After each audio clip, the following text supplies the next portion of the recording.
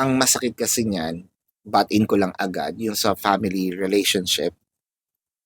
Sometimes kung sino pa yung ating kadugo, no? Sila pa yung minsan magsasabi sa'yo na, hindi ka naman maganda, ang kapal naman ng labi mo, ang pangit ng buhok mo, no, dry. Which is, sige, sabihin natin, may katotohanan. Pero kasi 'di ba sometimes family dapat no, uplifted each other. Um, for sure na merong maganda, no, na meron kang magandang katangian. Instead of highlighting those beauties of yours, mas na-highlight yung imperfections. Wala naman taong perfecto, no? Lahat yan may mga flaws. But it felt like yung na-highlight dito is yung mga hindi kaaya-aya, no? Bakit hindi i-highlight yung magaling ka mag-drawing, no? Hindi natin i-highlight yung ay kahit naman hindi maganda yung buhok ko, no? Siguro maganda naman yung bone structure ko, no, or yung mata ko, no, yung pilik mata ko.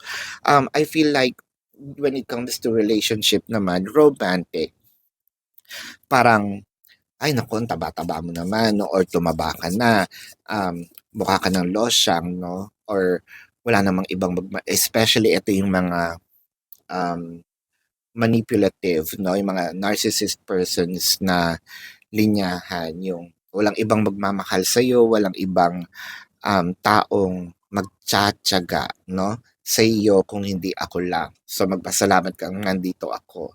So, yung mga gano'n, no? When it comes to trabaho naman, baka sinasabi mo, "Naku, magpasalamat ka nga 'no, na tinanggap ka namin kahit na hindi ka magaling mag-perform or kahit na may kakulangan sa'yo," no? Especially for those PWDs na medyo na take advantage, no, itong kanilang mga um, hindi naman ang kanilang kakulangan, 'di ba? Pero sa ibang bagay, yung kakulangan na yun may sobra naman. Especially when it comes kulang man sila sa ibang parte ng katawan, pero the dedication, no, is more than 100%. So, it felt like to you with the Four of Swords, nakakapagod naman yung mga ganitong mga komento to a point na sometimes siguro naniwala ka at one point in time, no, na siguro nga oo, kaya siguro hindi ako umuunlad or kaya siguro 'no, merong mga tao na nagsasabi sa'yo 'no, "Ay pinanganak kang malas,